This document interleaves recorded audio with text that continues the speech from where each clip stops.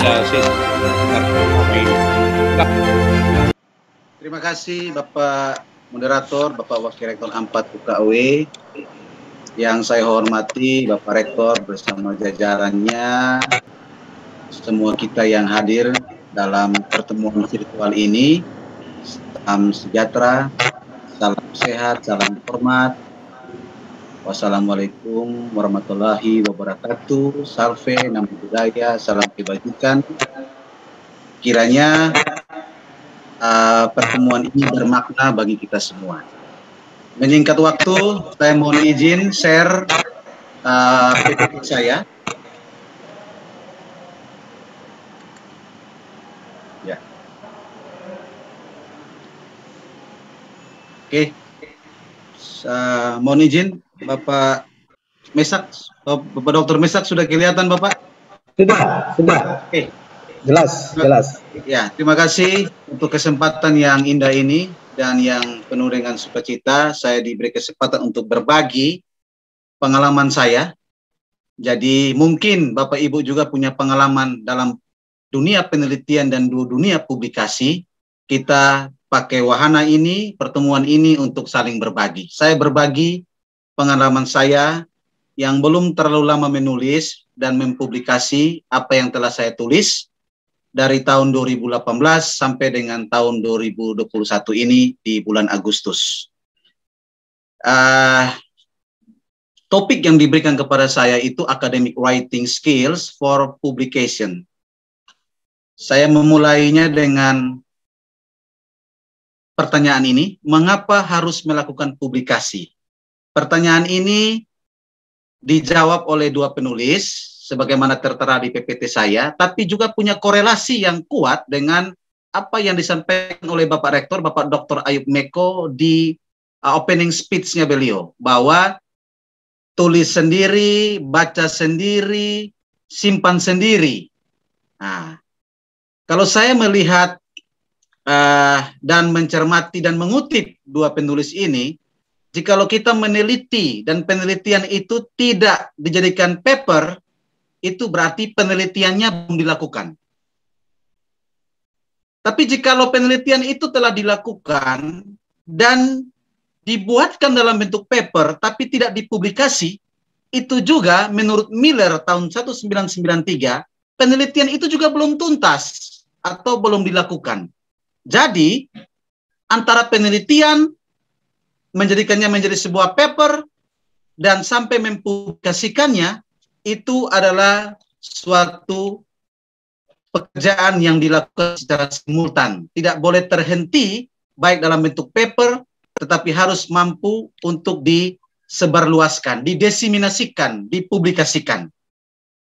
Ini pertanyaan yang saya buat berdasarkan kutipan yang saya juga tulis. Yang berikut, ini pengalaman saya, tips, saya tidak mengambil dari webinar-webinar yang lain, tapi ini pengalaman saya yang saya bagikan bahwa dalam publikasi itu saya meringkasnya menjadi 5C1P. Komunikasi, kolaborasi, kooperatif, koordinasi. 4C yang pertama ini identik atau lebih menekankan kepada yang namanya kerja tim. Jikalau kita ada penulis 1, penulis 2, penulis 3, dan seterusnya. Tapi secara pribadi atau individu kita perlu konsistensi dan persistensi. Ini yang menjadi acuan saya sampai saat ini masih berkarya di bidang penelitian dan publikasi, walaupun masih sangat terlalu mudah. Ya, punya selalu pantang menyerah, konsistensi, tetapi punya daya tahan banting. Itu namanya persistensi. Tentu semua ini disertai dengan doa. Saya mengikuti webinar minggu lalu dari Prof. Anuraga, dari dosen ITB, dosen yang mencapai guru besar termuda di Indonesia, umur 37 tahun. Beliau bisa berhasil dengan punya key points. Jikalau kita memudahkan, bukan menggampangkan urusan orang lain, Allah akan memudahkan, bukan menggampangkan urusan kita. Sekali lagi, kalau kita memudahkan orang lain, urusan orang lain, Allah pasti memudahkan urusan kita. Dan beliau terbukti 37 tahun bisa mencapai gelar fungsional tertinggi, yaitu guru besar, profesor. Secara sekilas Bapak Ibu, ini publikasi saya ya, yang sudah saya alami dari 2018 sampai dengan 2021 ini. Jadi masih minim, tapi saya berkarya ya, ada di Q1, ada di Q2, ada di Sinta 2, ada di Scopus Q4. Pedagogika ini dulu Scopus Q3, tetapi 2021 ini ya, rilis terbaru, updatean terbaru dari Scopus kembali menjadi Scopus Q4, tapi tidak termasuk di discontinue. Ya, kemudian ada Sinta 4 dan ada Sinta 3. Sinta 3 itu punyanya Universitas Kristen Satya Wacana, Jurnal Kelola. Ya, ini pengalaman kesempatan yang Tuhan berikan untuk saya bisa mempublikasi karya-karya saya. Dan yang berikut kesempatan ini, kalau Bapak Ibu melihat ini, yang saya mau tunjukkan adalah saya itu mencoba menggunakan semua metode dalam publikasi saya. Tapi belum semuanya itu saya lakukan. Tapi beberapa sudah. Di Q1, ya, European Journal of Science and Theology, itu saya pakai metode diakognitif analysis. Kemudian ada Q1 juga, di jurnal yang sama, saya memakai grammatical interpretation. Kemudian untuk jurnal Q1, kepemimpinan pendidikan, saya pakai content analysis. Content analysis ada dua, ada kuanti dan kuali, tapi yang ini saya pakai yang versi kualitatif. Kemudian yang keempat, saya pakai moderated regression analysis, ini kecenderungannya kepada kuantitatif. Selanjutnya di Scopus Q4 saya pakai dokumen analisis. Yang berikut lagi juga di Scopus Q4 saya pakai quasi eksperimental, itu saya berikan uji beda karena ada perlakuan. Kemudian saya pakai mixed method untuk di Scopus Q3. Kemudian di Scopus Q1 lagi itu saya bersama tim, kami menggunakan dialectical approach, kemudian pendekatan dialektikal, dan baru terbit jurnal kami juga di HTS, jurnal Q1, ya, itu pakai diakognitif analysis, dan terakhir saya sudah diterima, tinggal menunggu proses editing selesai dan publikasi, itu pakai multiple regression atau pakai SEM, ya. Ini beberapa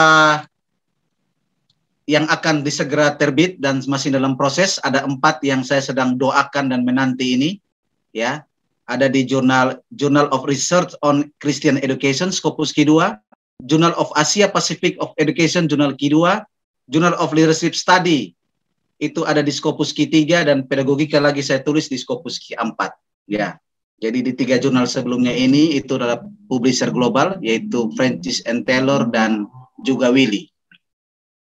Ada beberapa kesempatan yang Tuhan izinkan juga untuk saya menjadi reviewer undangan di jurnal Q1, International Journal of Leadership and Education, kalau nggak salah high index-nya 35. Kemudian menjadi reviewer di jurnal Q2, International Journal of Instruction, ini high index-nya Simago JR-nya sekitar 0,54. Kemudian reviewer yang baru 2021 ini di Police Psychological Bulletin, itu juga Q4. Di jurnal nasional biasa, Harati, Jurnal Pendidikan Kristen, punyanya IAKN Palangkaraya. Kemudian reviewer juga di jurnal Missio Ecclesiae, dan satu lagi reviewer di jurnal Agama Masyarakat Societas Dei, dan jurnal Analisa, Sinta 2, punyanya Kemenak Balai Litbang Semarang. Ini kesempatan menjadi reviewer dan editor. Selanjutnya, secara maraton, saya mulai dengan pengalaman saya, Bapak Ibu, ya, mengapa artikel kita itu di-reject, ya, mengapa artikel itu di-reject. Ini saya tampilkan screenshot email dari para editor, ya, email dari para editor secara langsung. Jadi berdasarkan email dari para editor, saya mengambil acuannya sebagai materi kita pada hari ini. Ya, di Biblical Theology Bulletin, ya, decision-nya dari editor, ya, jurnal ini sekarang sudah Q1, punyanya Francis and punyanya Sage, kalau tidak salah, saya lupa. Ya, Ini saya punya ditolak bersama tim tentunya. Ditolak karena apa? Padahal sudah berjalan hampir 3 bulan under review. Sudah under review hampir 3 bulan. Nah, itu namanya persistence, menunggu, tahan banting. Kapan sampai ada email masuk dan ada berita yang berbahagia. Tahu-tahu beritanya malah petaka, Bapak Ibu. Yaitu di-reject. Di-reject karena apa? Setelah saya baca dan saya mempelajari, karena tidak ada reviewer yang kompatibel dengan topik yang kami tulis. Ya, jurnal Q1 itu profesional. Q2 juga termasuk di dalamnya.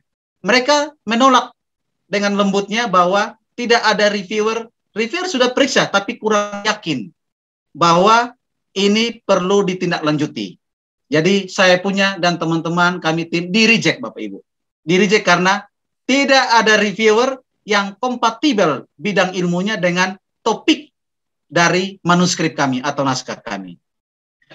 Yang kedua, ini juga jurnal Q1, Management in Education, karena saya punya bidang keahlian itu manajemen, educational management, leadership, educational leadership, pedagogi, Christian religious education, kemudian juga educational counseling. Ya, jadi ini jurnal juga menolak saya tanpa komentar, Bapak Ibu. Ini tanpa komentar, hanya di-reject saja, tapi tidak ada komentar sedikit pun dari reviewer ataupun dari editor. Kenapa ditolak? Jadi ditolak juga tanpa komentar. Itu juga saya alami. Yang berikut di jurnal ini juga Q1 kalau tidak salah, punyanya Francis and Taylor, Educational Management, Administration and Leadership. Ini sampel saya, karena saya kuantitatif, tidak clear sampelnya. Ya, sampel penelitian itu tidak clear, Bapak Ibu, tidak menjelaskan secara detail. Ya, saya menyebut sampel saya itu ada populasinya itu 522 guru yang saya ambil menjadi sampel, ya, yang menjadi populasi. Kemudian saya membuat sampelnya sekitar 366, tapi di-reject karena penjelasan pengambilan sampel dari populasi untuk jurnal kelas Q1 harus detail. Tidak bisa kita mengatakan bahwa pakai purposive sampling, pakai snowball sampling, tidak cukup, Bapak Ibu. Harus betul-betul detail dan dibuat dalam bentuk tabel. Berserta namanya data demografinya harus jelas, demografinya. Itu ditolak. Yang ketiga, ini jurnal Q1. Ini saya bersama tim juga. Ini ditolak. Ditolak karena kalah berkompetisi, perankingan. Ya. Jadi editor itu mengirim balik bahwa kami punya itu ada jurnal, ada naskah yang lebih baik dari kami punya dan kami tidak masuk perankingan. Jadi ditolak naskah kami. Jadi ditolak karena kompetisi, perankingan. Jadi bukan karena substansi, bukan karena grammatical error, bukan karena novelty, bukan karena state of the art, bukan, tapi karena yang disebut dengan kalah berkompetisi, perankingan nilai di bawah. Yang berikut, jurnal juga sering menolak kita, editor menolak, itu karena juga, ini yang saya alami juga, karena tidak ruang lingkup dan skop jurnalnya tidak cocok dengan topik yang saya bahas, sehingga di-reject. Ya, jurnal itu kalau semakin spesifik, skop dan lingkupnya, semakin sulit untuk kita tembus. Kalau jurnal itu dia mencakup art and humanity, social science, ya, dengan bidang ilmu, itu biasanya lebih mudah untuk tembus karena fokus dan ruang lingkupnya itu banyak. Tapi kalau sedikit dibatasi, itu memang kita butuh kerja keras dan doa yang kuat.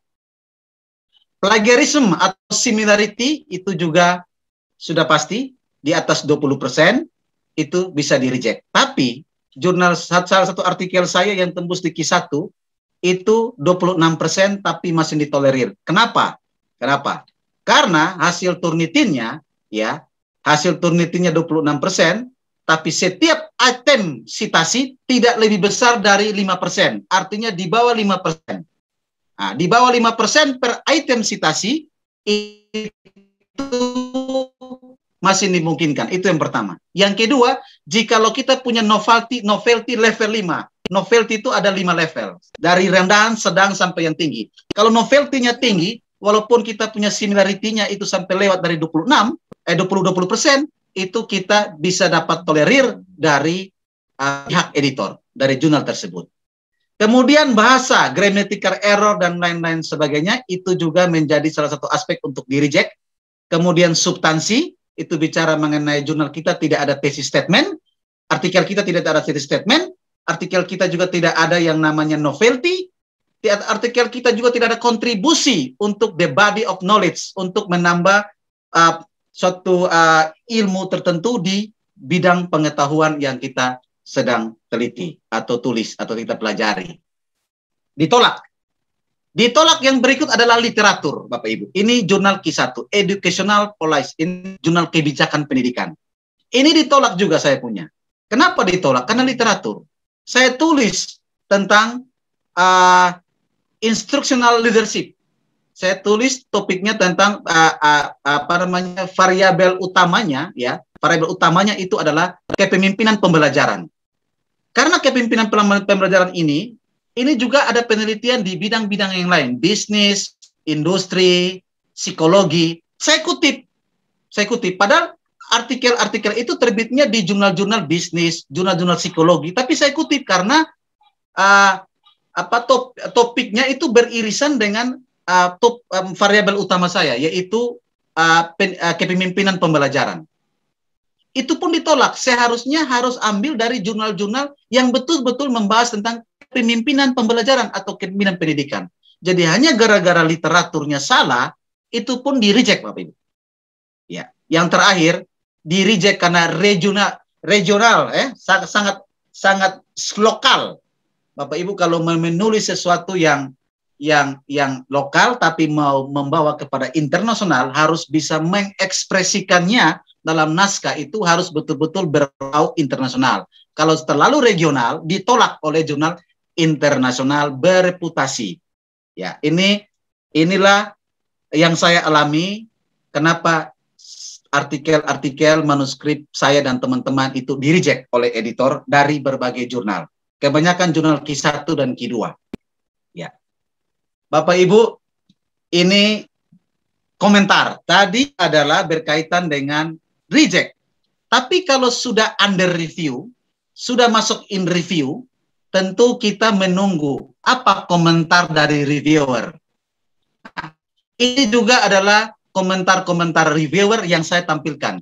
Karena ini adalah academic writing skill, tentu kita belajar skill menulisnya dari editor dan reviewer, sebagaimana itu yang mereka masukkan dalam jurnal mereka yang bereputasi tinggi. Ya, ini jurnal Q1, Bapak Ibu. International Journal of Leadership and Education. Ini jurnal Q1 dan terindeks Web of Science, tapi masih level ESCI, bukan level SSCI atau bukan level AHCI. Jadi levelnya itu masih WOS biasa, belum WOS yang memiliki impact factor. Reviewer itu memberi komentar seperti ini, Bapak Ibu. Dalam pendahuluan, ya, dalam bagian pendahuluan, ya, ini reviewer sudah berkomentar dan saya harus revisi. Ya, reviewer memberikan komentar per bagian, per section, per bagian. Ya, reviewer minta supaya tolong apa kontribusi dari Anda punya penelitian ini, dan itu tolong taruh di akhir dari pendahuluan. Ya, setelah tujuan penelitian tambah satu paragraf lagi atau kalimat lagi yang berdekatan dengan pendahuluan, ya, yang menyatakan bahwa ini kontribusi dari penelitianmu. Harus ada kontribusi. Kita menulis, harus kita tulis kontribusi apa yang kita mau buat bagi the body of knowledge berkaitan dengan topik kita atau bidang keilmuan kita. Yang kedua, harus ada research question, RQ. Ya, jadi sini yang diminta oleh reviewer, tolong tambah theoretical gap. Nah, ini sudah bicara mengenai novelty, Bapak Ibu. Theoretical gap. Kalau menulis, kalau kita bisa melihat gap dari teori, itu novelty-nya tinggi. Level 4 sampai 5. Nah, itu harus clear. Nah, harus clear. Harus ada theoretical gap. Kesenjangan dari segi teori. Peneliti A menulis teori ini, peneliti B teori ini, kita melihat kemungkinan besar mungkin teori ini dua bisa digabung. Peneliti A punya teori, perlu kita tambal dengan teori dari peneliti B. Itu namanya kita melihat theoretical gap. Yang berikut adalah konseptual framework. Saya maraton saya Bapak Ibu, nanti kita diskusi lebih banyak. Nah, ini menurut reviewer, saya punya artikel ini kurang teori. Ya, kurang teori. Padahal saya tidak memakai kuantitatif. Kalau kuantitatif membangun suatu kerangka berpikir harus berdasarkan teori dan penelitian sebelumnya. Tapi ini murni kualitatif memakai konten analisis. Tapi tetap reviewer Q1 ini meminta saya untuk mempertajam teori, menambah teori. Ya, perlu ada dukungan teori untuk semua argumen-argumen saya. Bukan argumen umum, tapi argumen yang faktual, yang ilmiah. Nah, jadi otomatis harus menambah literatur reviewnya dan empirical findingnya, temuan-temuan sebelumnya. Meteorologi saya ini masih dibilang sangat miskin. Ya, perlu ada suatu perluasan lagi dan peningkatan lagi. Nah, karena saya memakai kualitatif desain, perlu dijelaskan secara detail apa yang Anda pakai. Makanya ini adalah revisi mayor. Di revisi minor saya sudah perbaiki, saya pakai konten analisis. Catatannya Bapak Ibu, kalau kita itu memakai kajian pustaka, saya juga reviewer di beberapa jurnal, ya, ada naskah yang masuk dan saya diizinkan oleh editor untuk menjadi reviewer untuk artikel tersebut. Karena dia bersifat blind review, saya tidak tahu nama orang tersebut, si author, penulis. Tetapi ketika saya baca, metode penelitiannya di bab 3 itu memakai metode kajian pustaka. Tidak ada namanya metode kajian pustaka, Bapak Ibu. Tidak ada. Inilah buktinya. Kalau Anda kualitatif yang mana? Studi situs, multikasus, multisistus, analisis, konten analisis, atau hermeneutik yang dipakai. Nah, itu atau dia konektif. Nah, itu ditulis kualitatif apa? Tidak ada namanya kualitatif kajian pustaka. Penelitian ini metode yang digunakan adalah kajian pustaka. Tidak ada metode itu, Bapak Ibu. Temuan. Ya, temuan ini harus mampu menjelaskan. Jadi setiap tabel itu harus ada deskripsinya. Tidak boleh tabel berdiri sendiri dan tidak ada penjelasan. Harus dijelaskan. Datanya seperti apa? Jelaskan datanya. Ya, supaya hasil analisisnya ini bisa membimbing kepada kesimpulan. Conclusion-nya, kesimpulan. Ini bicara juga mengenai harus untuk sampai tiba di kesimpulan kita harus reject ya, kita harus lihat kembali, bukan reject, kita harus lihat kembali, reconnect kembali dengan kita punya tujuan penelitian. Tapi di jurnal ini reviewer minta supaya jangan hanya ada buat simpulan, tolong beritahu apa keterbatasan studimu dan apa yang Anda usul untuk penelitian bagi peneliti lain tindak lanjuti. Ini adalah kejujuran ilmiah. Kita meneliti, ya, kita harus tahu di mana kita punya kekurangan. Dan kita harus beritahu ke orang lain bahwa ini kekurangan naskah saya, penelitian saya, manuskrip saya. Dan kita usul kepada orang lain. Kalau Anda mau menulis lagi berkaitan dengan topik saya, perlu menambah variabel A, B, B, perlu pakai teori A atau B, atau memakai pendekatan metode yang lain. Kita perlu menyampaikan kepada penulis lain. Dan ini memang sangat baik, karena kita harus membuka diri bahwa saya punya keterbatasan untuk penelitian ini. Jadi perlu diberikan kontribusi oleh penulis lain setelah saya. Ya, ini untuk International Journal of Instruction.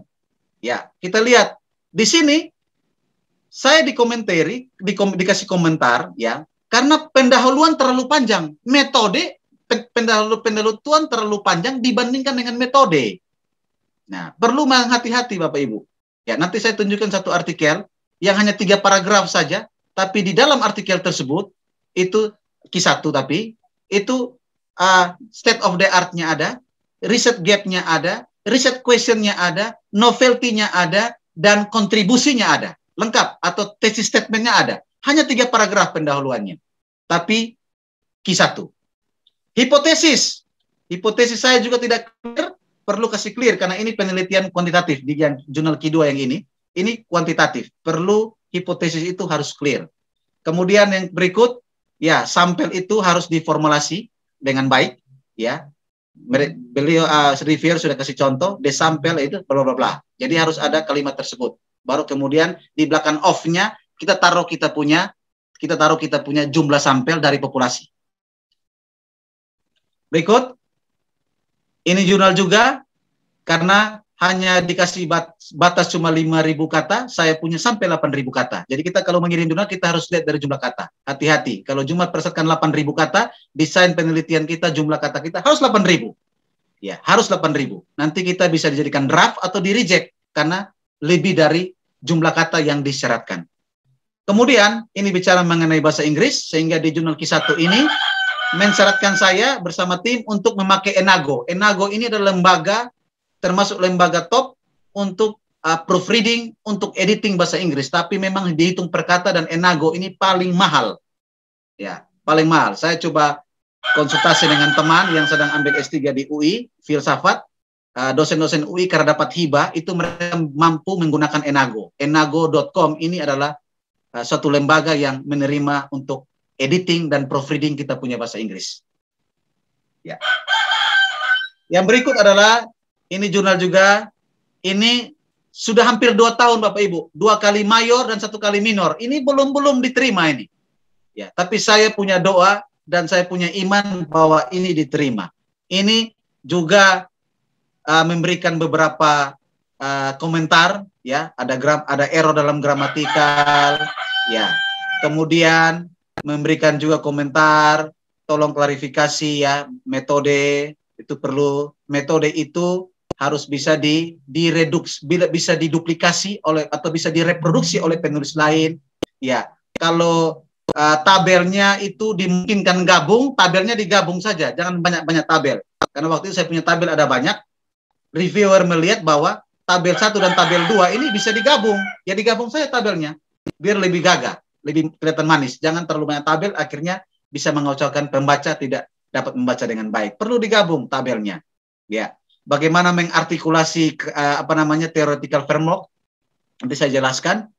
Nah, jadi kemudian jangan lupa bahwa perlu ada namanya subheaders. Jadi waktu itu artikel saya atau manuskrip saya itu satu subjudul tapi panjang sekali, sudah 1 halaman 2 halaman. Nah, reviewer minta supaya ini terlalu panjang ini. Kiranya bisa dibagi, jangan sampai satu subjudul ini bisa ada beberapa subjudul supaya lebih betul-betul ringkas, lebih ringkas. Jadi sub-subjudulnya itu harus jangan satu subjudul, deskripsinya panjang sekali paragrafnya. Ya, banyak paragraf, tapi harus jangan sampai paragraf 3-4 bisa menjadi subjudul. Jadi harus buat sub-subjudul. Itu dia. Ini pedagogika. Ini saya mau tambahkan ini saja, bahwa mengatakan bahwa saya punya variabel itu spiritual intelligence, tapi terlalu banyak konsep. Spiritual health, mental health, spirituality, religion, Christian spirituality. Bagi reviewer, konsepnya itu terlalu banyak yang berbeda. Coba diringkas lagi, diambil yang penting saja. Karena pada prinsipnya maknanya sama. Ya, itu perlu hati-hati dengan pengulangan konsep. Padahal berasal dari variabel yang satu. Nah, kalau kita, yang ketiga, kalau kita itu penelitian kuantitatif, kita memakai inventory. Ya, ini saya pakai inventory namanya depression, itu tentang kekhawatiran, tentang stres, depresi, ketakutan atau kekhawatiran dan stres skalanya. DAS 21 dan DAS 42 ya. DAS 42 itu yang panjangnya, kemudian DAS 42 itu yang singkatnya. Nah, saya harus reviewer minta saya beri komentar. Ya. Kalau Anda adopsi, kalau Anda adaptasi, apa yang Anda buat? Ya, supaya inventory atau pertanyaan kuesioner ini, kan Anda ada ubah-ubah tuh. Nah, kalau Anda ubah-ubah, kasih komentar. Mengapa Anda ubah tidak sesuai dengan originalnya? Harus kasih komentar di metode. Harus kasih komentar. Kenapa mengubahnya?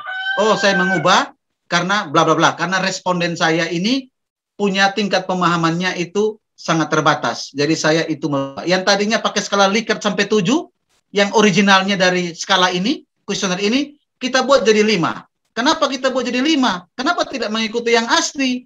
Yang asli 7. Ya, ya. Kenapa 5 saja? Dari sangat setuju sampai dengan sangat tidak setuju. Kenapa 5?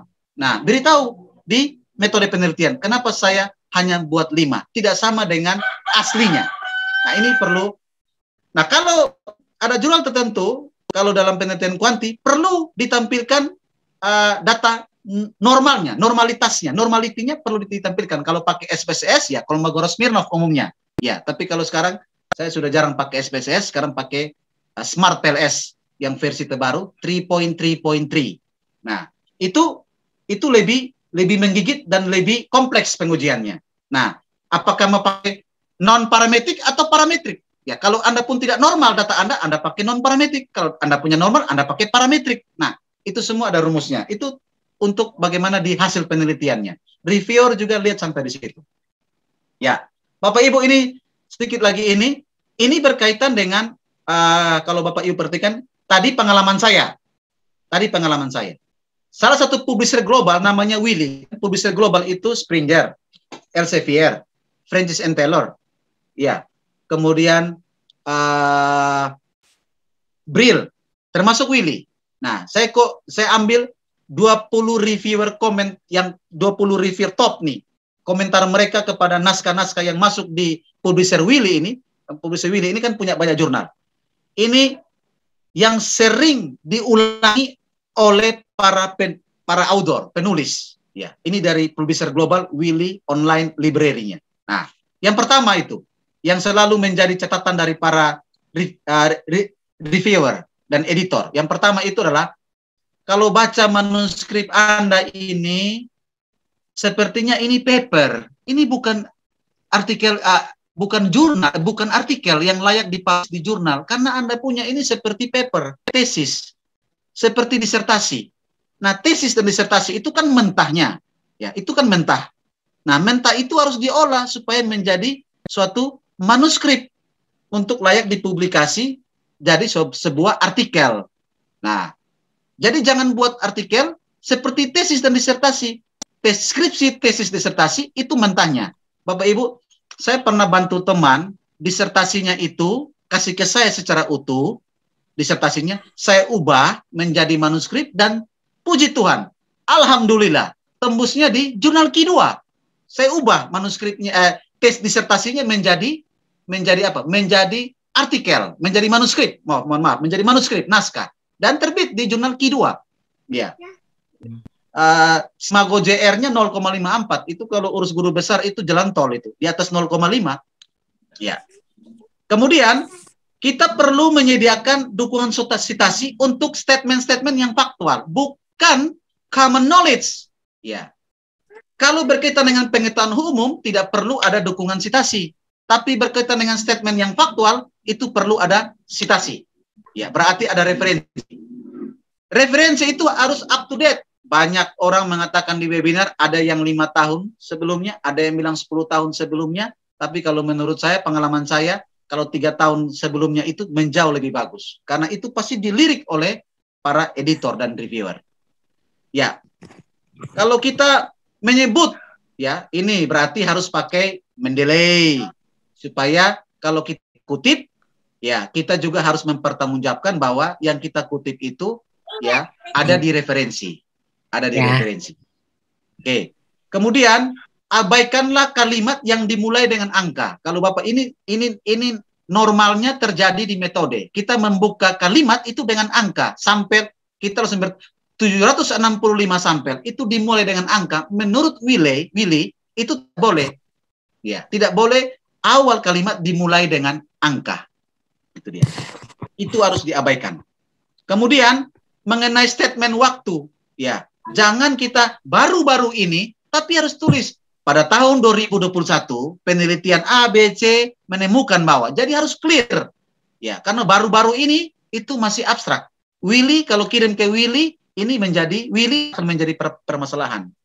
Manuskrip terlalu panjang, ya, sesuai dengan syarat, ya. Kalau kita lihat kalau rata-rata itu 8.000 kata, ya. Kalau kita itu book review mungkin sekitar 3.000 4.000 kata, ya. Ada jurnal yang menerima book review. Nah, itu beda-beda. Kemudian, ya, logikanya harus mengalir, idenya harus mengalir, ya. Satu paragraf harus mengandung satu ide pokok dan itu harus mengalir. Kemudian jangan kita punya artikel itu hanya mengutip 1 atau 2 buku saja itu terus. Nah, itu menjadi paragraf pendahuluan, penulisnya itu orang itu lagi. Di literatur review atau di theoretical framework, itu orang itu lagi dikutip lagi. Di pembahasan orang itu dikutip lagi. Jadi beratnya hanya kepada satu referensi. Ini bisa di-reject. Ya, itu dia. Kemudian hilangilah kata-kata yang canggung, Bapak Ibu. Saya pernah membantu salah seorang tulis tentang pedagogi of Pancasila, tapi puji Tuhan, alhamdulillah sudah terbit di jurnal Q1.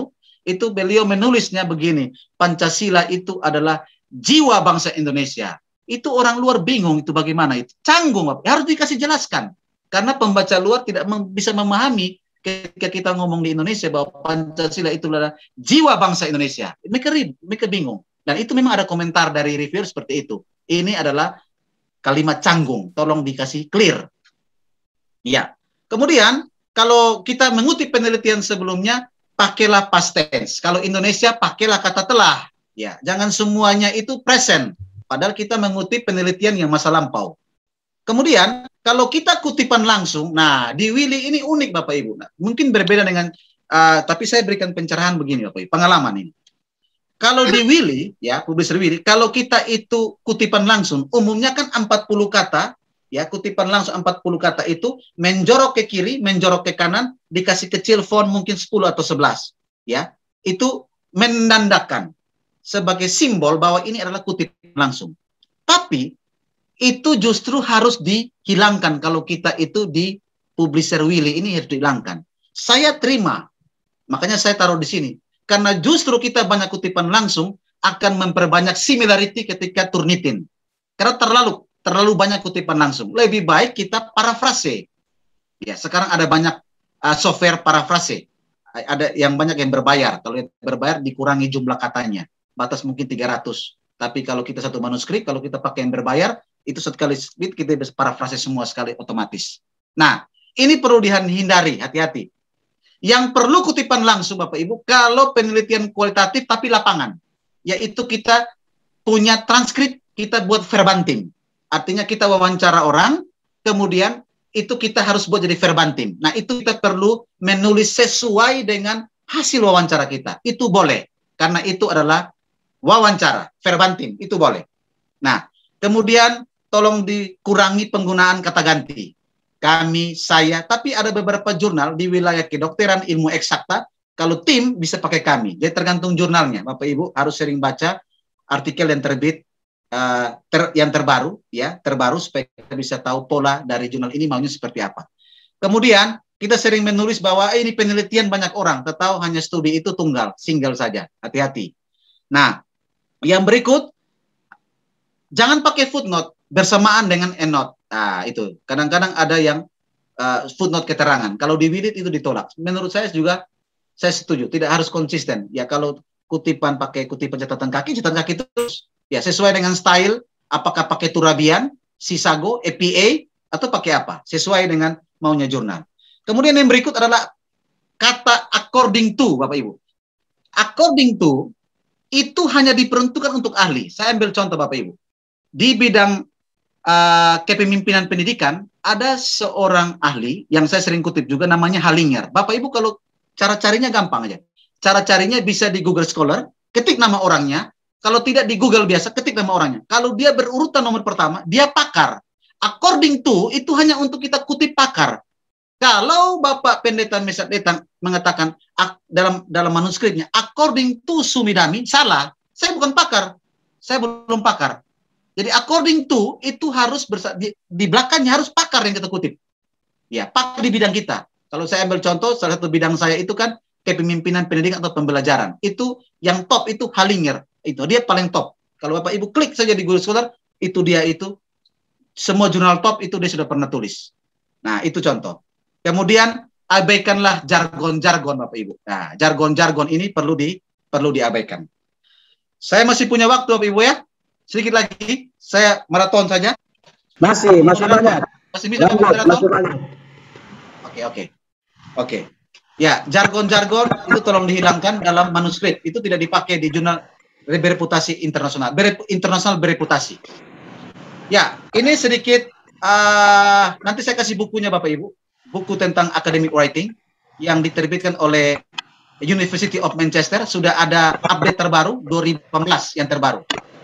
2018 sudah yang terbaru, nanti saya kasih ke panitia kalau Bapak Ibu jika memerlukannya. Ya, kalau kita mau dalam academic writing juga kita harus hati-hati dalam pada bukti. Jadi kalau kita menulis argumen, klaim itu harus ada buktinya. Ya. dari ya yang relevan. Ya, yang relevan. Nah, umumnya itu pernyataannya seperti ini. Review study bla bla bla, that bla bla. Nah, itu dia. Jadi, penelitian sebelumnya telah menunjukkan bahwa 1 2 3. Ya. Kemudian bagaimanapun atau bagaimana itu Smith bla bla bla seperti itu. Ya. Jadi ini perlu. Jadi membangunnya dengan bukti. Buktinya adalah kutipan penelitian sebelumnya. Ya. Untuk memperkuat kita punya yang namanya state of the art. Ya, ini untuk yang academic words dengan yang everyday. Ya, ini Bapak Ibu otomatis dalam buku yang saya kutip ini ya, yang punyanya University of Manchester dalam academic writing-nya itu ya, dia kumpulan bank data, bank kata-kata untuk berkaitan dengan penulisan akademik ya, yang academic writing.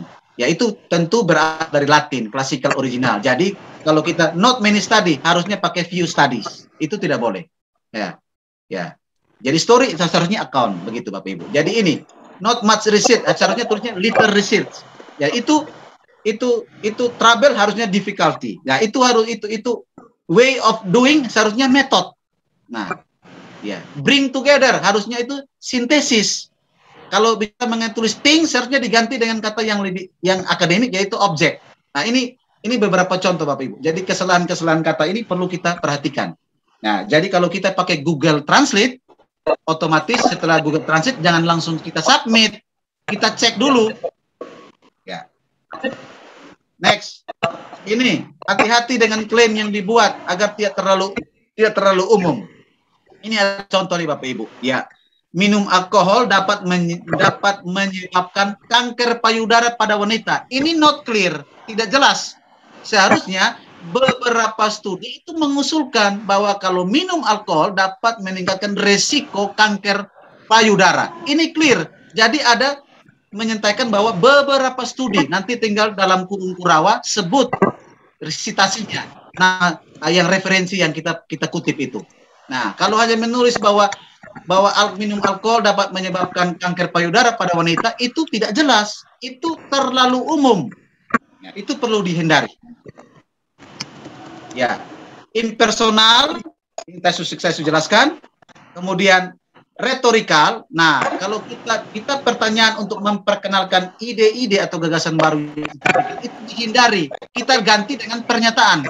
Jangan buat pertanyaan di dalam naskah. Ini kalau kita mau kirim ke jurnal internasional bereputasi Bapak Ibu, kalau Sinta 2, Sinta 3, Sinta 4 ya tidak masalah Bapak Ibu. Kadang-kadang ini Sinta ini kekurangan artikel, manuskrip, jadi dong terima saja. Mereka juga terima. Ya. Ya, ini kata-kata seperti ini perlu dihindari ya. Ya, Bapak Ibu, saya masuk poin per poin secara maraton lagi. Saya masih punya waktu berapa menit? Bapak moderator, Bapak Mesa. Masih banyak. Masih lagi. Ya, Bapak Ibu, cara membuat judul. Ya, di webinar saya sebagai narasumber juga itu saya mengutip, saya lupa namanya, saya punya bukunya, itu dosen dari UPI, Universitas Pendidikan Indonesia, itu hanya menulis 5, hanya menulis 4. Ya, tapi setelah saya pelajari pengalaman yang saya peroleh, saya tambah 2 cara buat judul. Ya, 2 yang di bawah ini penambahan saya. Ya, kalau kita baca artikel-artikel Bapak Ibu, pada umumnya mau yang bereputasi internasional, mau yang nasional, mau yang terindeks Sinta atau terakreditasi, ada namanya declarative title. Itu apa? Kita menyatakan temuan atau kesimpulan utama. Dari judulnya saja kita sudah tahu, oh temuan penelitian ini seperti ini. Ya, contohnya implementasi pendekatan pembelajaran problem solving untuk meningkatkan keterampilan berpikir kritis. Sudah tahu jawabannya, yaitu apa? Meningkatkan keterampilan berpikir kritis. Kalau pakai problem solving, otomatis siswa itu berpikir kritisnya itu meningkat. Atau kalau kita pakai bahasa sekarang, metode sekarang apa? HOTS ya, high order thinking skill. Itu meningkat kalau ditopang dengan problem solving. Ini namanya judul declarative title. Jadi kalau kita reviewer, kalau kita juga editor, kita lihat judul saja kita sudah tahu arah penulisannya. Itu dia. Yang kedua adalah deskriptif atau neutral title. Nah, ini menjelaskan subjek atau objek artikel ya, tetapi tidak mengungkapkan kesimpulan utama. Jadi tersembunyi, terselubung kesimpulan utamanya atau temuan utamanya. Dampak dukungan keluarga terhadap penyandang disabilitas tunarungu. Ini kan tersembunyi temuannya. Hanya deskriptif. Itu yang kedua. Yang ketiga itu ada judul yang sifatnya itu interogatif, ya, membuat pertanyaan. Ya, memperkenalkan subjek dalam bentuk pertanyaan. Apakah Facebook efektif digunakan untuk pembelajaran? Bisa Bapak Ibu. Di jurnal bereputasi internasional ada juga yang memakai pertanyaan. Ya. Yang berikut adalah ini memakai titik 2, Bapak Ibu. Titik 2. Ya, ini saya ambil, saya punya judul ya, Informal Teacher Leadership. Ya, belajar dari kepemimpinan gembala. Nah, ini tembus di Q1. Nah, ini pakai titik 2. Titik 2. Dimulai dengan sebuah pertanyaan pendek atau dimulai dengan sebuah pernyataan pendek, nanti baru ada kalimat deklaratif atau sebuah pertanyaan berikutnya. Nah, tapi ada judul yang lain yaitu bagaimana titik 2 digabung dengan metode. Ya, Islamic Education and Islamic Review, ini bla bla bla, case study atau bla bla. Jadi langsung sebut metodenya yaitu penelitian studi kasus. Ya, studi kasus. Nah, studi kasusnya ini adalah studi kasus yang single, bukan multi, karena hanya di Purwokerto yang satu saja, satu. Objek penelitiannya cuma satu, makanya disebut case study. Ya, atau mixed method. Ya, itu artinya titik 2, tapi setelah titik 2 langsung mengungkapkan metodenya. Yang ketiga adalah bagaimana gabungan antara pertanyaan dengan titik 2. Nah, ini seperti ini, ada bertanya, ya, bioteknologi, tanda tanya, kemudian titik 2, SDS kata logikal, bla bla bla bla. Ini gabungan antara pertanyaan dengan compound title, dengan titik 2. Nah, ini ada 5 jenis judul. Judul apapun pasti Bapak Ibu pernah tulis, pasti termasuk salah satu. Kalau Bapak Ibu punya yang 6, silakan tambahkan di 7, silakan. Ini kan cuma 6. Ya. Buku sumber yang saya peroleh hanya 4. Saya tambah 2 jadi 6. Ya. Cara membuat judul. Ya. Ini untuk kajian pustaka Bapak Ibu. Ya. Jurnal tertentu itu dia tidak meminta istilah novelty, tapi yang tidak minta istilah kontribusi, tapi yang diminta adalah thesis statement. Apa itu thesis statement, Bapak Ibu? Sederhananya begini, Bapak Ibu. Sederhananya, thesis statement. Thesis statement itu kita bisa lihat apakah penelitian kita ini bersifat analitis atau eksposisi atau bersifat argumentatif. Kalau penelitian kita itu kecenderungannya, ya, kecenderungannya itu bersifat analisis, apa yang kita buat? Berarti kita memilah-milah isu ke dalam bagian-bagian yang lebih spesifik. Kita bisa juga mengevaluasi suatu gagasan atau isu atau suatu kebijakan. Kemudian kita mulai menerangkan keterkaitan dan kita mengevaluasinya, kita laporkan kepada pembaca. Contohnya, analisis pemikiran seorang tokoh atau filsuf. Ya. Itu masuk kategori analisis. Ya. Tapi belum ada thesis statement. Kalau kita pakai yang kedua, eksposisi, itu berarti kita menjelaskan kepada pembaca. Contoh, kondisi pendidikan pada masa pandemi COVID-19. Hanya mengeksposisi. Kalau di kuantitatif, itu penelitian survei, Bapak Ibu. Bagi angket, kemudian bagi angket tentang kepuasan, ya. Kemudian tanya kepada mahasiswa UKW, mana yang Anda lebih puas? On-site atau online? Ya. Sinkronus atau asinkronus? Ya. Anda lebih suka yang mana? Puas yang mana? Setelah itu menunjukkan bahwa semua berimbang. Ya, 50 puas on-site, puas online. Puas asinkronus, puas sinkronus. Itu kita hanya semacam mengeksposisi. Ya. Ya. Tetapi yang diminta oleh jurnal internasional, kalau yang pertama dan kedua ini Sinta 2 masih terima Bapak Ibu. Saya tulis tentang di jurnal filsafat Sinta 2 punyanya UGM, itu saya analisis tokoh. Namanya Henry Giraud. Dia membantah suatu pedagogi namanya pedagogi neoliberal. Neoliberal pedagogi. Nah, itu saya hanya analisis, tapi tembus di Sinta 2. Di jurnal bereputasi belum tentu. Ya. Begitu. Eksposisi bisa tembus di jurnal bereputasi. Jikalau sampelnya banyak, ini yang saya pernah baca, saya belum pernah tulis survei. Penelitian survei saya belum, tapi saya baca kalau surveinya bagus, ya bisa 3 negara, 1 negara tapi banyak daerah yang diteliti, surveinya besar, biasanya bisa tembus di jurnal, bisa Q1, Q2 bisa. Di Elsevier juga bisa. Nah, ini yang topik thesis statement argumentatif. Membuat sebuah klaim tentang suatu topik dengan mengetengahkan data atau bukti yang cukup untuk meyakinkan pembaca. Ya, klaim yang dibuat berupa pendapat, tawaran, evaluasi, atau tafsiran. Itu memiliki thesis statement.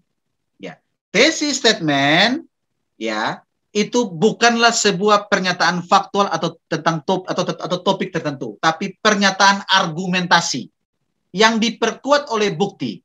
Ya. Sekali lagi, pernyataan argumentasi yang diperkuat oleh bukti. Berargumen dulu, baru didukung dengan bukti. Bukan menunjukkan bukti, baru berargumen. Jadi prinsipnya adalah argumen driven, bukan data driven. Ya. Jadi thesis statement itu berargumen baru kasih bukti. Kalau ada kasih bukti baru kasih argumen, thesis statementnya lemah. Nah, ini ada jurnal yang meminta thesis statement di akhir dari pendahuluan. Saya lanjut.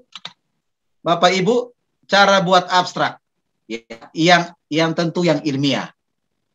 Kalau Bapak lihat ini jurnal Emerald, jurnal dengan publisher global namanya Emerald. Jurnal ini biasanya abstraknya itu namanya abstrak sistematis atau terstruktur. Jadi kalau baca abstraknya dipilah-pilah tuh tujuan tersendiri, desain, metodologi dan approach pendekatannya apa, finding temuan seperti apa, originalitas dari kita punya penelitian seperti apa, sampai keyword. Jadi dipilah-pilah, dibuat sistematis, terstruktur. Ini kebanyakan ada di publisher Emerald. Saya baru sedang mencoba untuk mengirimkan di Emerald karena saya lagi berusaha supaya semua publisher global saya pernah terbit, baru 2 saja, yaitu di Sage bersama teman-teman juga dan juga di Francis Taylor. Ya, masih menjajaki Willy sampai dengan Emerald dan juga Springer dan Elsevier. Kemudian ini yang satu lagi adalah bentuk abstrak yang namanya abstrak informatif. Jadi cukup 3 unsur. Langsung saja dimulai dengan apa tujuan penelitiannya, apa metode yang kita gunakan, kemudian kita kunci dengan apa hasil penelitiannya. Tidak perlu ada latar belakang sedikit, tidak perlu ada rekomendasi atau saran di akhir. Karena dia hanya informatif, jadi hanya memenuhi 3 unsur. Tujuan penelitian, metode yang digunakan, dan hasil penelitian. Karena semua abstrak ini kan punya batasan jumlah kata. Sesuai jurnal masing-masing. Abstrak yang selanjutnya, ya, abstrak indikatif. Nah, abstrak indikatif ini adalah abstrak yang mana sebelum menulis tujuan, ada kalimat pembukanya itu kasih sedikit latar belakang. Ketika menutupnya itu kita juga bisa kasih suatu rekomendasi atau saran. Ini namanya abstrak yang sifatnya indikatif.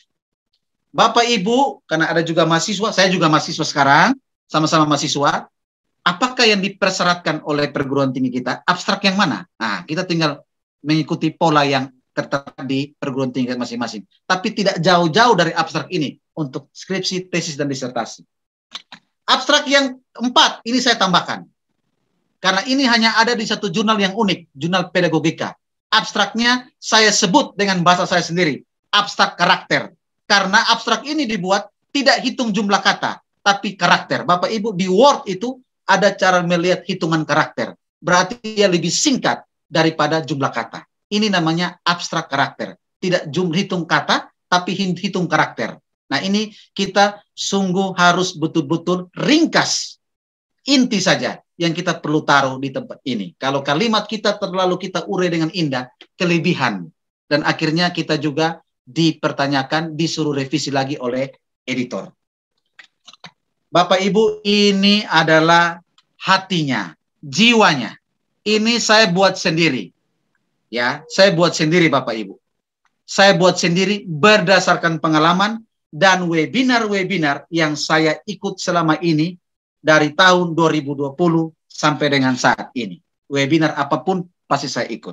Nah, saya punya pengalaman dan webinar, saya buat saya punya bagan sendiri.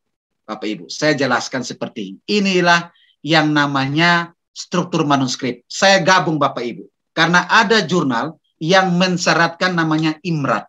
Introduction, hanya pendahuluan, tanpa literatur review, tanpa conceptual framework, tanpa theoretical framework, tanpa theoretical background, atau tanpa juga conceptual background. Dia langsung lompat ke metode. Dari metode langsung ke results, langsung ke hasil atau finding. Kemudian langsung loncat ke conclusion, ke kesimpulan. Itu namanya IMRAT. Saya gabung di sini. Ada yang IMRAT, ada juga yang karena kualitatif, jurnal-jurnal kualitatif itu kebanyakan juga tidak membuat syarat yang mutlak berkaitan dengan pola IMRAT. Kalau severe itu IMRAT. Ya, saya punya materi yang lain tapi bukan dalam webinar ini. Bapak Ibu, saya mulai dengan pendahuluan secara ringkas. Di pendahuluan Bapak Ibu, kita harus buatnya ringkas. Harus bisa-bisa terorganisir setiap paragraf, mengalir. Setiap paragraf harus punya satu ide pokok, jangan dua, jangan tiga. Ya. Bapak Ibu kalau mau pakai Google Translate, saya usulkan buatlah berdasarkan SPOK untuk apa? Untuk bahasa Indonesianya. Bapak Ibu kalau kasih masuk di Google Translate, pasti dia gagah. Bagus sekali karena spoknya jelas. Jangan lagi tambah-tambah lagi kalimat yang panjang, nanti semakin kabur, bias. Ya. Dan harus dari yang umum ke yang khusus. Jurnal apapun yang saya baca itu dari bersifat itu deduktif, umum ke yang spesifik. Nah, di dalam pendahuluan itu ada pengantar. Kalimat pertama, paragraf pertama itu pengantar, Bapak Ibu. Setelah paragraf pertama itu pengantar, tentang kita punya variabel, tentang kita punya topik. Kalau saya tulis tentang kepemimpinan pembelajaran, saya bahas pengantarnya itu bahwa tentang kepemimpinan secara umum dulu. Mungkin 4 baris atau 5 baris saja cukup. Masuk paragraf kedua, saya mulai mengerucut ke kepemimpinan pendidikan. Karena yang paragraf pertama itu kepemimpinan yang masih umum. Tapi di paragraf kedua, di pendahuluan, saya sudah mulai menukik, mengkristal. Di situ saya harus tulis variabel saya ini penting bagi pembaca. Penting untuk abad ini, penting untuk tahun 2021. Saya harus didukung, di backup oleh sitasi. Karena pernyataan-pernyataannya faktual. Bukan common knowledge, bukan pernyataan umum. Nah, jadi Bapak Ibu, itu paragraf kedua itu sudah harus yang penting. Jadi saya beritahu bahwa kepemimpinan pendidikan ini penting. Nah, menurut ini bisa meningkatkan sekolah menjadi berhasil. Prestasi siswa meningkat. Semuanya ada di pemimpin. Pemimpin yang mana? Pemimpin dengan style pembelajaran, bukan pemimpin dengan style administrasi. Nah, itu seperti itu penekanannya. Paragraf 2. Paragraf ketiga, Bapak Ibu menaruh semua hasil penelitian sebelumnya berkaitan dengan variabel Bapak Ibu. Apakah itu 1 variabel, 2 variabel, 3 variabel, semakin kompleks, harus diberitahu bahwa saya punya topik ini sudah pernah ada orang teliti. Ya, bukan hal yang baru. Sudah pernah ada orang teliti. Setelah paragraf ketiga di pendahuluan, Bapak Ibu menaruh state of the art. Bapak Ibu sudah artinya pembaca tahu, reviewer tahu, editor tahu bahwa orang ini ketika dia menulis, dia sudah membaca semua topik-topik penelitian yang berkaitan dengan dia punya sebelumnya. Dan dari dia baca, di paragraf ke-1, 2, 3, ke-4, dia mulai menulis namanya research gap, RG, research gap. Karena penelitian sebelumnya memakai teori A, penelitian saya ini memakai teori B. Penelitian sebelumnya itu memakai metode kualitatif. Penelitian saya kali ini saya klaim saya memakai mixed method. Ya, mixed method simultan, anti kuali jalan bersamaan, mixed method kuali duluan sebagai core-nya, baru kuanti sebagai suplemen, atau kuanti sebagai core-nya, dan kuali sebagai suplemennya. Itu seperti itu. Nah, itu kita bisa lihat kalau kita sudah baca penelitian sebelumnya. Ya, bukan berarti kita tidak perlu lihat fenomena. Ada fenomena juga sangat baik kita taruh di pendahuluan bahwa di Indonesia, tapi itu biasanya di jurnal itu ditaruh di bagian namanya theoretical background atau conceptual background. Nah, yang kedua Bapak Ibu, buat namanya research question. Ya, research question. Ada jurnal yang mempersyaratkan hipotesis. Tidak perlu kalau memang tidak disyaratkan. Pakai saja research question. Ya, kemudian Bapak Ibu sampai dengan research novelty. Setelah buat pertanyaan, klaim Bapak Ibu bahwa inilah saya punya yang baru. Yang lain tidak ada. Tidak ada yang lain, tapi jalan ceritanya jelas. Story-nya jelas. Kenapa saya bisa tiba bahwa ini yang baru? Karena saya sudah lihat sebelumnya. Baik fenomena empiris maupun fenomena empirik teoritis penelitian sebelumnya. Saya sudah amati semua. Kemudian baru saya kunci dengan tujuan. Tujuan penelitian saya ada 1, ada 2, ada 3. Kalau jurnal mensyaratkan konklusi, kita tambah setelah tujuan. Ya, setelah tujuan. Novelty juga kalau saya pikir sama dengan thesis statement. Ya, ini untuk. Nah, bagaimana dengan literatur review? Konsep Bapak Ibu ini ada jurnal yang menyuruh dua-dua dimasukin, yaitu literatur review dan konseptual theoretical atau theoretical framework. Tapi ada jurnal yang hanya minta 1 saja. Cukup Anda taruh literatur review, tidak perlu lagi konseptual atau theoretical framework. Ada yang minta 2-2. Ya. Nah, Bapak Ibu, kalau orang itu jurnalnya itu mensyaratkan literatur review, jurnal itu mensyaratkan konseptual background, ya. Kalau saya tulis tentang kepemimpinan pendidikan, saya harus menjelaskan theoretical background kepemimpinan pendidikan di Indonesia, yang tentu berbeda dengan Singapura, ya, yang tentu berbeda dengan Malaysia yang tetangga, tentu berbeda. Contoh, kalau saya mengkaitkan dengan student well-being, di Singapura penelitian terbaru tidak lagi memakai student well-being, tapi lebih bersifat holistik. Nah, Indonesia sekarang menerapkan student well-being. Tertera di mana? Tertera di Kemendikbud mengadakan pelatihan diklat kepala sekolah. Modulnya itu dalamnya adalah student well-being. Tapi Singapura tidak pakai lagi student well-being.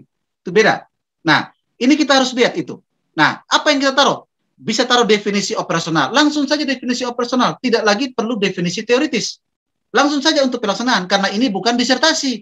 Ini bukan tesis. Kalau tesis, buat dulu definisi teoritisnya, baru kemudian definisi operasional untuk kepentingan penelitian kita yang lebih mendarat. Tapi ini kepentingan artikel, beda. Ya, kemudian review, analisis penelitian terdahulunya. Bapak Ibu jangan salah mengerti. Ini beda dengan state of the art di pendahuluan.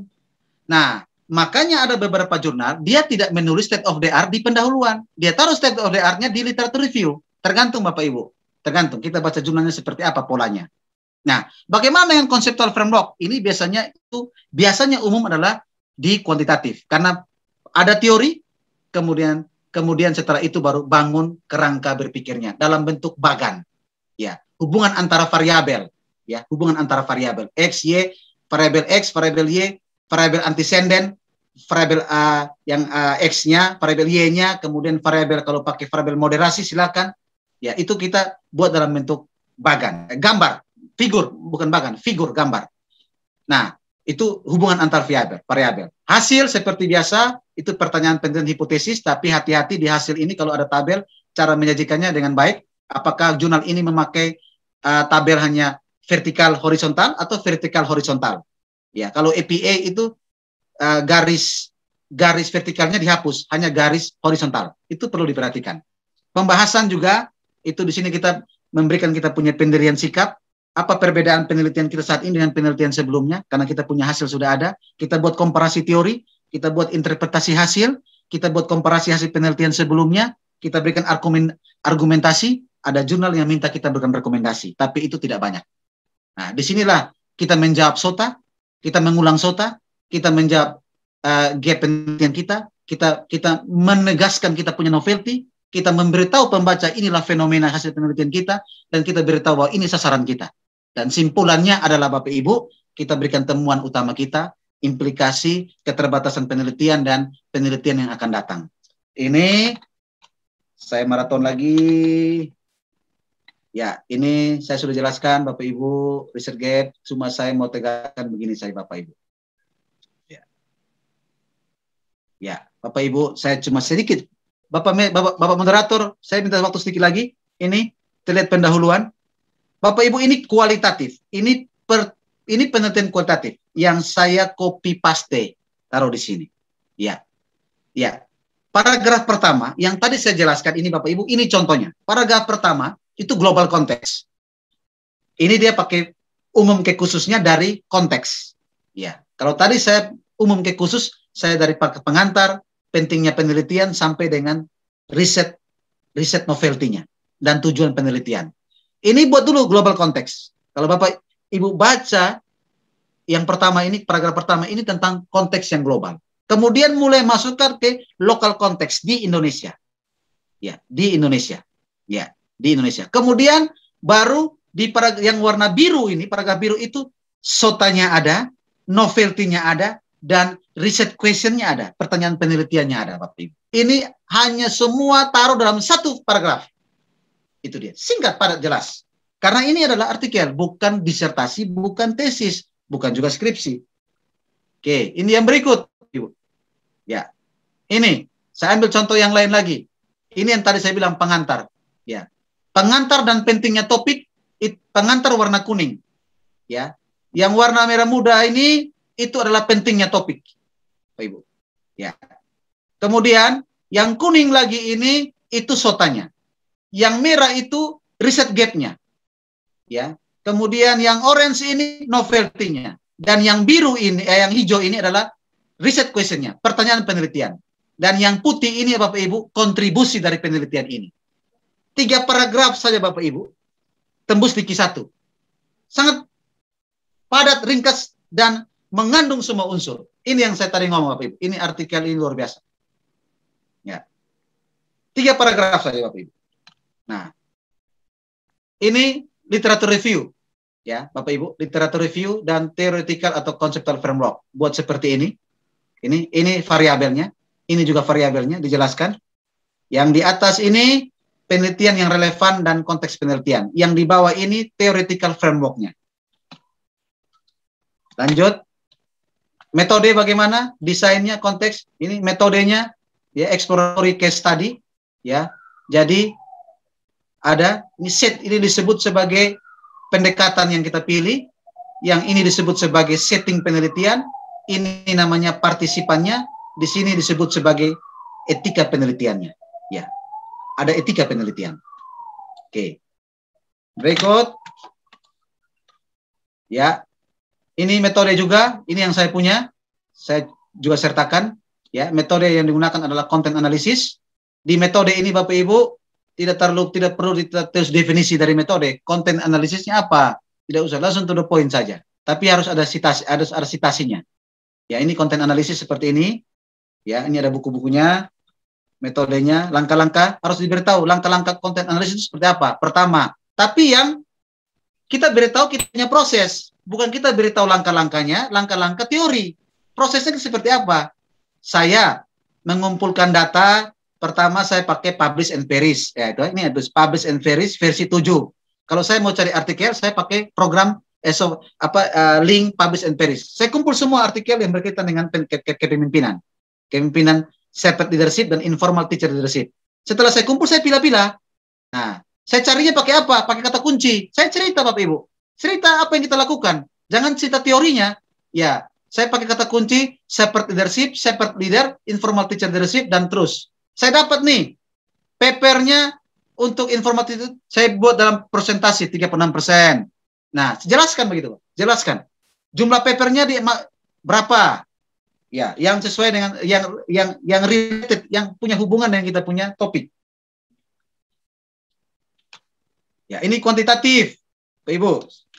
Ya, ini konten analisis masih. Ya, ini dia kognitif. Ini hasil penelitiannya harus seperti ini. Ya, ini untuk kualitatifnya. Kalau kuantitatifnya pasti memakai tabel. Tapi kalau kualitatif studi lapangan harus ada tema-tema, Pak Ibu. Otomatis harus ada tema-tema. Kita mau pakai in vivo pun, program bantu pun, itu dia tidak bisa menginterpretasi. Program hanya membantu menyediakan data, mempermudah data, membuat data jadi sederhana dan gampang kita adopsi. Tapi tidak mampu menginterpretasi dan menemukan tema. Itu kinerja kita punya otak sendiri. Nah, ini perlu ada tema A, tema B. Kalau penelitian kualitatif lapangan tidak ada tema, tidak bisa. Oke, saya pikir sudah selesai. Saya kembalikan kepada moderator.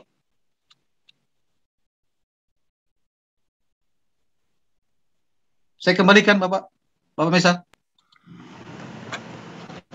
Ya baik, Bapak moderator masih ada?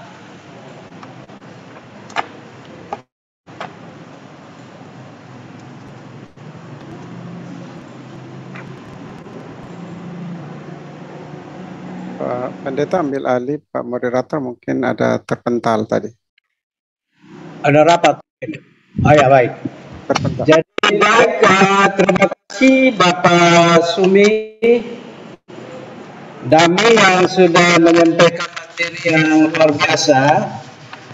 Saya pribadi jujur saja saya melengkapi apa yang barusan disampaikan oleh Pak Sumi ini karena suatu pengalaman real, pengalaman nyata, di mana hampir semua ini kita tidak temukan di main ya. Jadi pengalaman ini adalah guru yang begitu baik, luar biasa untuk memperkaya penelitian kita. Nah, tentu ini nanti mungkin Pak Sumi bisa bagikan lebih dalam, nanti ada sesi pendalaman nanti.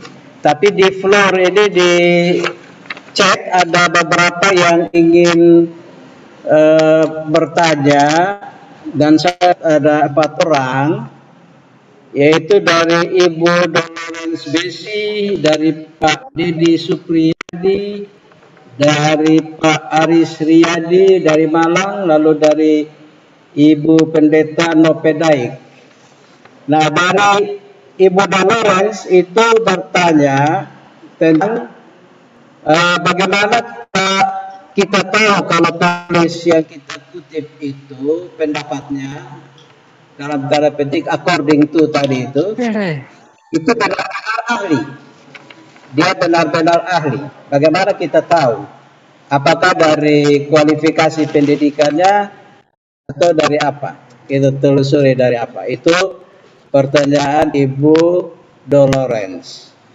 Yang kedua dari Pak Dedi Supriyadi dari Dinas Arpus Provinsi NTT, kalau manuskrip kita ditolak atau apakah tidak ada excuse, tidak ada maaf untuk dilakukan perbaikan?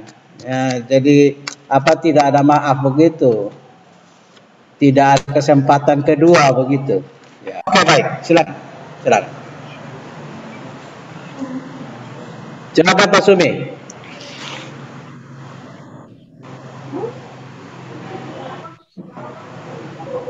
Tentang according to itu saya share, saya langsung praktek ya Bapak ya, langsung praktek. Bagaimana kita tahu orang itu ahli di topik kita dan kita bisa mensandingkannya dengan kata according to. Saya share Bapak, saya share.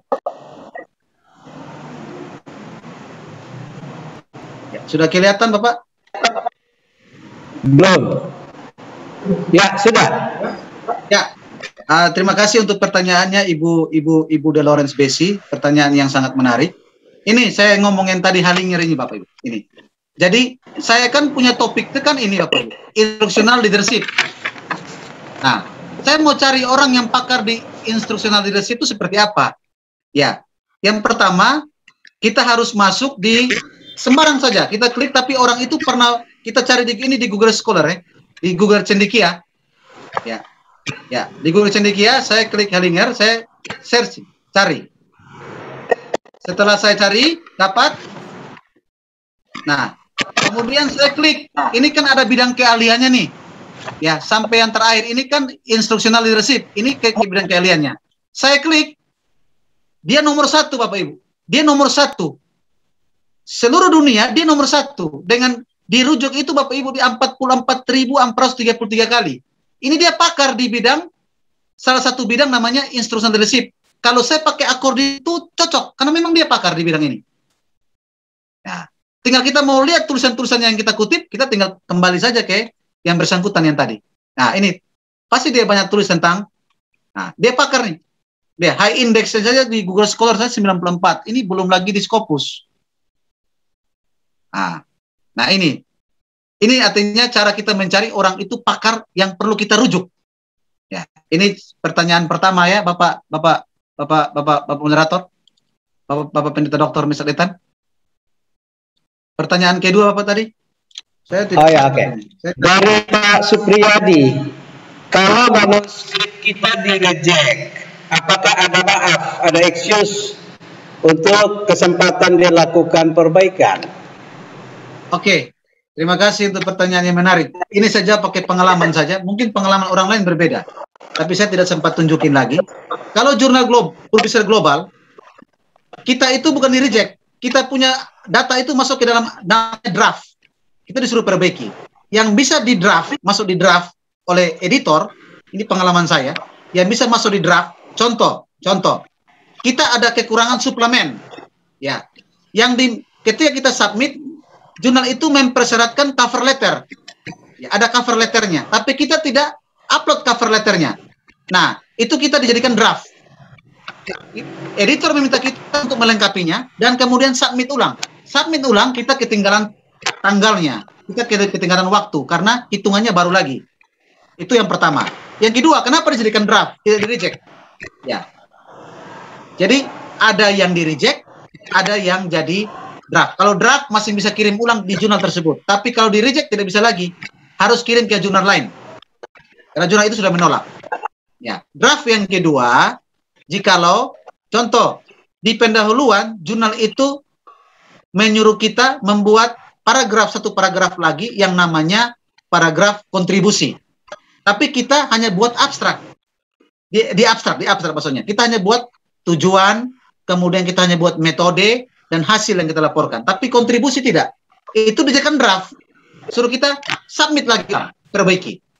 Nah, tapi kalau reject, seperti yang tadi contoh-contoh saya berikan di awal, itu tidak ada ampun lagi. Harus cari jurnal lain. Nah, itu berarti kita harus cari jurnal lain. Kita juga harus sadar diri, refleksi, di mana kita punya kegagalan, kita revisi, baru kita submit lagi ke jurnal lain. Begitu, Bapak. Pertanyaan ketiga, Bapak. Yang ketiga dari Pak Aris Riyadi, dari Malang. Ya. Jika judul kita bertema kearifan lokal Indonesia, misalnya budaya Jawa, apakah bisa diterima di Scopus? Ya, saya jawab Pak ya. Ya, terima kasih Pak Aris. Ini teman S3 nih Pak Dr. Mesak, ini teman S3 saya ini. Terima kasih Pak Aris. Iya. Ini kalau tadi kan ada contoh satu penelitian yang global konteks dengan lokal konteks ya. Ada satu penelitian, saya sementara buka dan cari ini karena pertanyaan tadi saya lagi cari. Ada yang penelitian suku anak dalam ya, yang sangat lokal tapi bisa terus di jurnal Q1. Ya. Jadi cara mengekspresikannya, saya kutip kata yang dipakai oleh Prof Anuraga, mengekspresikannya di dalam naskah itu kita harus bisa mensandingkannya dengan konteks global. Jangan kita melulu menceritakan konteks lokal kita. Jadi harus ada konteks global, kemudian kita buat perbandingan dengan konteks lokal kita. Baru kita bisa melanjutkan dan sampai tuntas penulisannya. Jadi harus ada perbandingan komparasi dengan konteks global. Saya lagi mencari nih Bapak, ada satu jurnal artikel baru terbit. Itu penulisnya itu menulis tentang suku anak dalam di Sumatera Selatan. Ya, itu jadi juga bisa. Ya, tapi harus menyinggung konteks global. Jangan konteks kita saja. Karena jurnalnya mau dibawa keluar ke internasional. Konteks global yang saya maksudkan, otomatis kita harus baca temuan-temuan teorikal yang ada sebelumnya. Ya, yang bersinggungan atau beririsan dengan konteks lokal kita. Ya, itu kita harus paparkan. Terima kasih Pak. Itu saya bisa jawab. Terima kasih Pak. Oke, baik. Yang berikut dari Ibu Pendeta Nope Baik. Bagaimana dengan penelitian yang sifatnya komparatif? Itu apakah bisa diterima juga di jurnal internasional? Sifatnya komparatif. Ya, bisa Bapak. Ya. Tergantung komparatifnya itu mau pakai kuanti atau kuali. Bisa. Saya ada buka saya. Komparatif bisa, Pak. ada banyak orang membuat studi komparatif antara pembelajaran asinkronus dengan pembelajaran sinkronus. Itu tembus di jurnal internasional bereputasi. Ya, sekali lagi, tergantung bagaimana kita itu mengekspresikan kita punya kebaruan. Ya, kalau jurnal yang lama sudah pernah meneliti tentang komparasi dalam aspek melihat kepuasan antara kepuasan mahasiswa terhadap asinkronus dengan sinkronus, pembelajaran menggunakan asinkronus dan sinkronus, hanya mengukur kepuasan. Kita juga mau penelitian yang sama, kita harus komparasi, jangan lagi tentang kepuasan. Kita mungkin tambah persepsi, tambah kepuasan, atau tambah variabel yang lain lagi supaya lebih kompleks. Tetap dalam aspek komparasi. Kita komparasi dalam jenis kelamin, kita komparasi dalam jenjang pendidikannya, kita komparasi antara public university, ya, universitas swasta negeri dan private university, universitas swasta, kita buat komparasi juga bisa. Tapi kita harus melihat penelitian sebelumnya, jangan sampai ada pengulangan. Di mana yang mereka yang kurang, di mana yang mereka belum komparasi. Ya, kita harus lihat celah itu. Ada riset gapnya di situ. Nah, baru kita buat komparasi. Semakin besar kompleks komparasinya, semakin kompleks, semakin bagus. Jadi semakin detail. Komparasi, contohnya mahasiswa suku A dan suku B, pola belajarnya seperti apa. Ya, itu bisa komparasi. Atau kita bisa komparasi dalam pengertian kita memberikan treatment atau namanya perlakuan. Itu juga bisa komparasi. Ya. Treatment atau pengakuan. Itu berarti pakai uji beda kalau di kuantitatif, komparatif tadi. Ya. Terima kasih Bapak Dr. Mesak. Masih ada dua lagi, satu dari Pak Jimmy Depan, bagaimana membedakan tingkatan novelty, seperti yang tadi Pak Sufi ada sebutkan dalam materi. Ya, terima kasih. Ya, novelty punya tingkatan, Bapak. Tingkatan yang paling rendah itu kalau kita baca satu artikel, ya, atau satu penelitian, bisa juga kita baca satu disertasi atau satu skripsi ataupun tesis, kita baca di situ, di ending dari penelitiannya kita temukan bahwa beliau hanya mengganti, penulis hanya mengganti lokasi. Variabelnya sama. Si A penelitian di Jakarta, kemudian saya meneliti kembali variabelnya hanya di Kupang. Itu novelty-nya rendah, hanya mengganti responden. Itu rendah sekali. Itu kalau ke jurnal Sinta bisa lah, 3, 2, 3, 4 bisa lah, 5, 6 bisa. Atau yang nasional. Karena hanya responden Jakarta ganti dengan responden di Kupang. Variabelnya sama. Itu novelty-nya sangat rendah. Paling bawah. Novelty yang paling tinggi adalah novelty yang berkaitan dengan yang tadi saya ada ambil contoh. Theoretical gap. Ya, theoretical gap.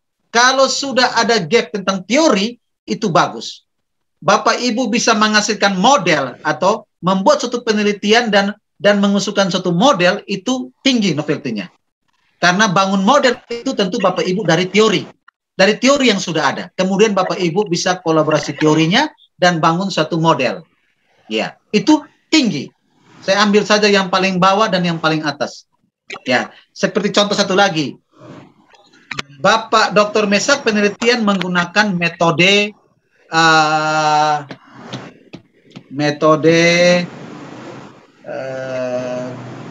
kuantitatif, tapi metodenya itu metode memakai uji korelasi atau uji pengaruh. Kemudian uji pengaruh. Kemudian variabel yang sama saya uji pakai korelasi. Novelty-nya rendah. Kecuali Pak Dr. Mesak penelitiannya dengan variabel yang beliau pakai memakai kuantitatif pengaruh, saya memakainya mixed method. Novelty-nya itu sedang ke tinggi. Karena saya menggabung lagi dengan kualitatif. Ya. Itu sedikit gambaran, Terima kasih, kalau mohon maaf kalau tidak puas, tapi ya berbagi pengalaman saja. Terima kasih. Yang terakhir dari Ibu Linda. Linda ini baru belajar mau menulis di jurnal. Dia pustakawan di Fakultas Teologi. Ada lagi kuliah S2 di Singapura. Jadi tentu tuntutan untuk menulis jurnal ini tinggi. Apakah Pak Sumi berkenan untuk membimbing adik kita ini, Ibu Linda? Saya senang menerimanya. Berkolaborasi juga bisa Bapak, karena kalau kita itu memudahkan urusan orang lain, Allah akan memudahkan urusan kita. Kan begitu kan Bapak misalkan? Ya, jadi berkolaborasi, Bapak Ibu saya perlu tambahkan, semakin berkolaborasi dengan bidang ilmu yang berbeda, perguruan tinggi yang berbeda, menurut pengalaman saya, kalau kita tulis di jurnal internet bereputasi, apalagi yang punya impact, itu justru kita sedikit mempermudah, karena kita kolaborasi, psikologi, teologi, sosial, atau sosial art and humanity, kolaborasi dengan social science. Nah, kalau social science dengan eksakta ini mungkin agak jauh, atau art and humanity, tapi yang bisa itu semakin bagus. Siap Bapak Mesa, Bapak Dr. Mesa.